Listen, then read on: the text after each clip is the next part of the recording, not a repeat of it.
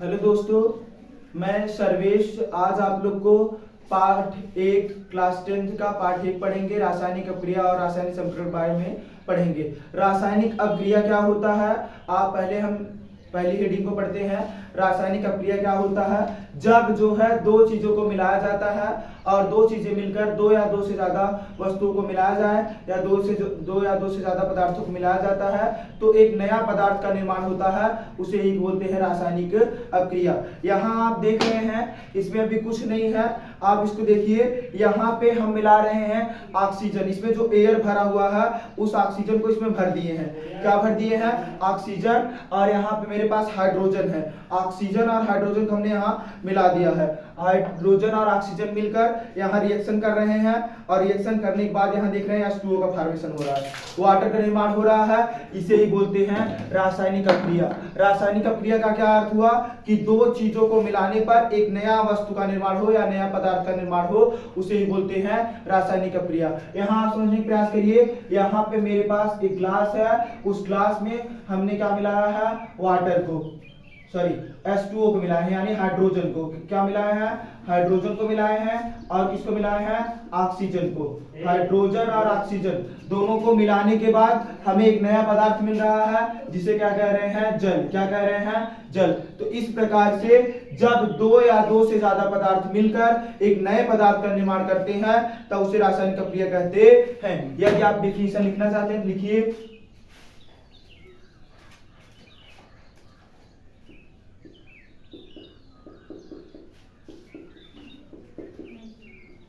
जब दो या दो से अधिक पदार्थ मिलकर एक नए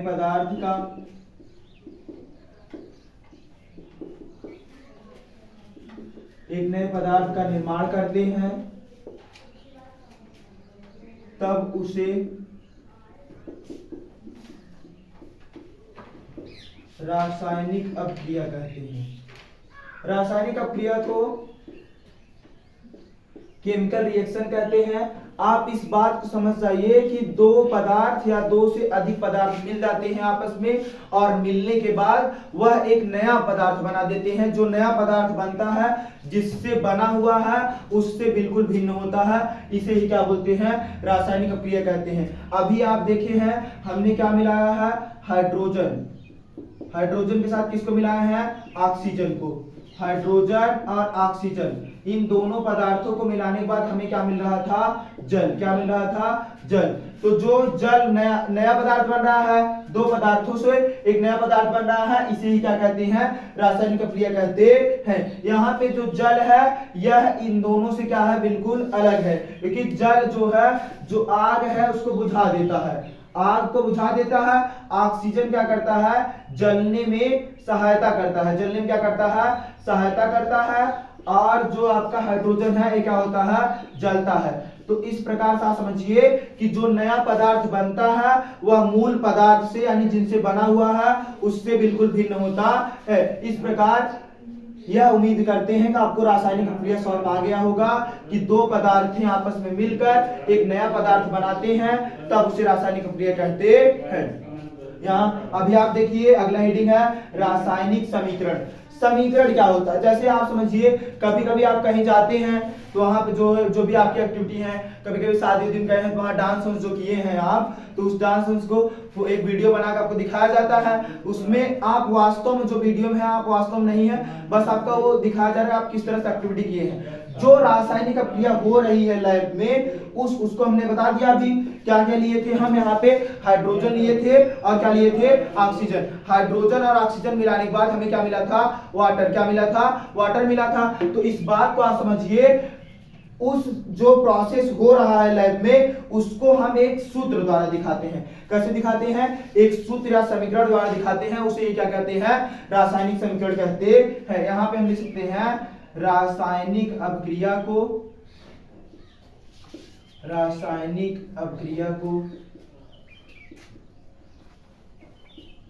एक सूत्र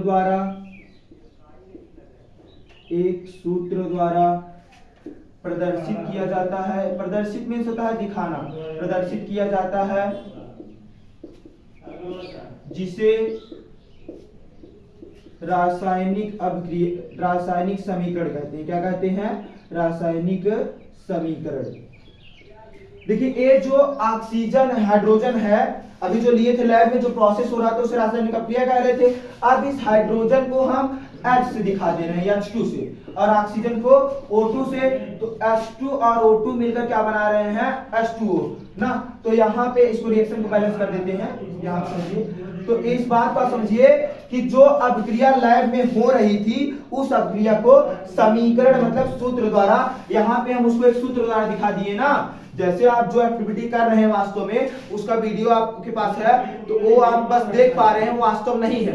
तो देखिए जो अभिक्रिया लैब में हो रही थी उस अभिक्रिया को हमने यहाँ एक सूत्र द्वारा दिखा दिया, इसे बोलते हैं रासायनिक समीकरण। यहाँ तक आपको समझ में आ गया हो। अब हम नेक्स्ट टॉपिक डिस्कस करते हैं। नेक्स्ट टॉपिक है रासायनिक अभिक्रिया को संतुलित करना। अब हम लोग रासायनिक अभिक्रिया को संतुलित कैसे करते हैं इसके बारे में पढ़ेंगे। संतुलित मतलब बैलेंस करना, दोनों तरफ जो जितने भी तत्व भाग लिए हैं उनकी जो संख्या है वो बराबर होनी चाहिए। वो यानी तत्व में जो परमाणु हैं वो परमाणु आपस में दोनों तरफ जो अभिकारक है और उत्पाद है, मतलब इस तरफ जो यौगिक लिखा है और इस तरफ दोनों में परमाणुओं की संख्या समान होनी चाहिए। कुछ जो है एग्जाम्पल की सहायता से हम इसको समझते हैं। यहाँ पे आप देखिए, यहाँ पे दो मॉलिक्यूल पार्टिसिपेट किए हैं, H और O। इस तरफ भी क्या है? H और O है, यानी हाइड्रोजन और ऑक्सीजन है। हाइड्रोजन इस तरफ कितना है? 2 है, और ऑक्सीजन भी कितना है? 2 है। यहाँ पे हाइड्रोजन कितना है? 2 है, और ऑक्सीजन कितना है? 1 है। तो यहाँ पे आप देख रहे हैं हाइड्रोजन ऑलरेडी बैलेंस है। हाइड्रोजन क्या है? बैलेंस है, लेकिन ऑक्सीजन क्या है? ऑक्सीजन यहाँ 1 है। तो यहाँ पे हम 2 नहीं लिखेंगे, कभी भी नंबर यहाँ पे नहीं लिखे जाते हैं बैलेंसिंग करने के लिए। यहाँ पे स्टार्टिंग में नंबर लिखे जाते हैं, यहाँ पे 2 लिखेंगे तो 2 ऑक्सीजन हो गए, यहाँ पे 2 ऑक्सीजन हो गए, लेकिन यहाँ पे 2 2 क्या हो जाएगा? 4। हाइड्रोजन कितने हो जाएंगे? 4। हाइड्रोजन कितने हो गए? 4। तो यहाँ पे भी हाइड्रोजन कितने चाहिए? 4 करना है। तो यहाँ पे क्या करेंगे? 2 से मल्टीप्लाई कर देंगे, 2 2 क्या हो जाएगा? 4। तो हाइड्रोजन भी कितने इधर हो गए? 4। तो दोनों तरफ हाइड्रोजन और ऑक्सीजन की मात्रा क्या है? बराबर है। ये क्या हो गया? रिएक्शन बैलेंस हो गया। यहाँ समझते हैं हम, N है और H है। N और क्या है? H है। N और क्या है? H है। इस तरफ N कितने हैं? 2 हैं। इस तरफ N कितने हैं? 1 है। इस तरफ H कितने हैं? 2 हैं। इस तरफ H कितने हैं? 3 हैं। तो यहाँ समझिए, पहली बात तो N बैलेंस नहीं है, यहाँ 2 है, यहाँ 1 है, तो यहाँ बैलेंस करते हैं, यहाँ 2 लिख देते हैं। कितने हो गए? 2। N कितने हो गए? 2 हो गए, लेकिन यहाँ पे हाइड्रोजन डिस्टर्ब हुआ, 2 3 क्या हो जाएगा? 6। हाइड्रोजन कितने हो गए? 6 हो गए। अब इस तरफ भी वही करना है, N तो बैलेंस है, N 2 है, N 2 है, इक्वल है, लेकिन H को हमें 6 करना है, यहाँ 3 से क्या करेंगे? मल्टीप्लाई कर देंगे। अब हो जाएगा यहाँ भी 6। ये रिएक्शन में क्या हो गया? बैलेंस हो गया। इस बात को समझिए, यहाँ पे H कितना है? 2 है। I कितना है? 2 है। H कितना है? 1 है। I कितना है? 1 है। तो दोनों 1 है, इसको दोनों बराबर 2 करना है, तो यहाँ 2 से मल्टीप्लाई करते हैं, बिल्कुल सिंपल है, ये भी हो गया।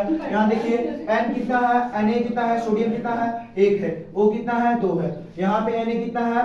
2 है, और O कितना है? 1 है। तो यहाँ पे स्टार्टिंग में आप देख पा रहे हैं Na कितना है? यहाँ पे 2 हो जा रहा है, और यहाँ पे Na कितना है? 1 है, तो यहाँ हम 2 से मल्टीप्लाई कर देते हैं। Na कितना हो गया? 2 हो गया। अब ऑक्सीजन देखिए, ऑक्सीजन इस तरफ 2 हो जा रहा है, और इस तरफ ऑक्सीजन कितना हो जा रहा है? 1 हो रहा है। तो यहाँ पे 2 से मल्टीप्लाई कर देते हैं, ऑक्सीजन कितना हो जाएगा? 2 हो जाएगा, लेकिन 2 2 जा 4। सोडियम कितना हो गया? 4 हो गया। इस तरफ भी सोडियम 4 करना है, यहाँ 2 नहीं बल्कि क्या होगा?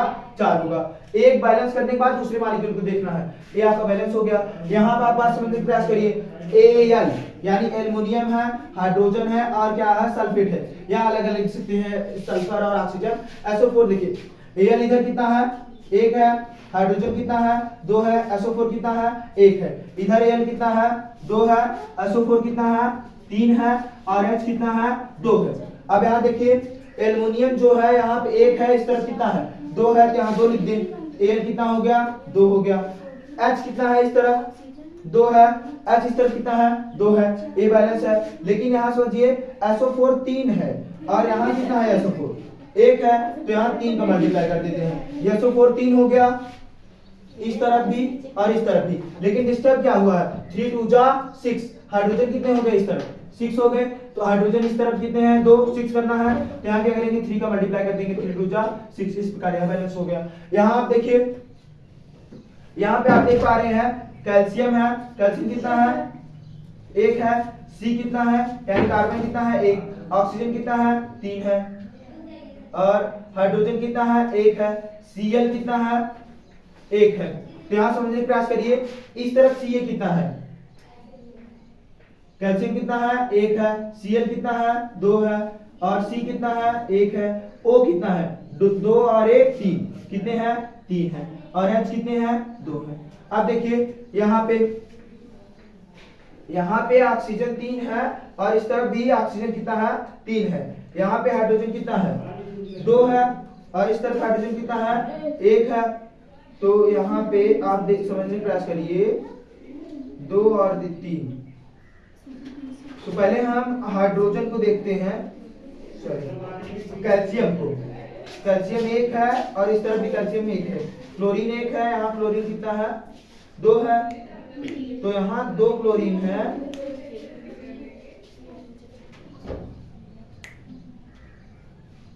हाइड्रोजन को हम इस तरफ 1 है और इस तरफ हाइड्रोजन कितना है, 2 है। तो पहले हाइड्रोजन करते हैं। यहाँ अगर हम 2 लिख देते हैं तो हाइड्रोजन तो इस तरफ 2 हो जाएगा, लेकिन क्लोरीन इस तरफ कितना हो जाएगा, क्लोरीन इस तरफ कितना हो जाएगा, 2 हो जाएगा। क्लोरीन भी बैलेंस हो गया, 2 क्लोरीन हो गए। ऑक्सीजन कितना है, 3 है। इस तरफ ऑक्सीजन भी कितना है, 3 है। कैल्शियम कितना है, 1 है। इस तरफ भी 1 है। Cl इस तरफ 2 है, इस तरफ भी Cl कितने हैं, 2 है। कार्बन 1 है। ऑक्सीजन इस तरफ कितना है, 3 है। 2 और 1 क्या है, 3 है। और हाइड्रोजन देखेंगे, हाइड्रोजन इस तरफ कितने हैं, 2 है। और इस तरफ हाइड्रोजन कितने हैं, 2 हैं। तो इस प्रकार ये भी रिएक्शन क्या हो गया, बैलेंस हो गया। मैं यह आशा रखता हूँ कि आपको रासायनिक क्रिया, रासायनिक समीकरण और रासायनिक अभिक्रिया को संतुलित करना ये आपको समझ में आ गया होगा। अब हम नेक्स्ट पार्ट में रासायनिक अपक्रिया के बारे में पढ़ेंगे। Thanks for watching this video.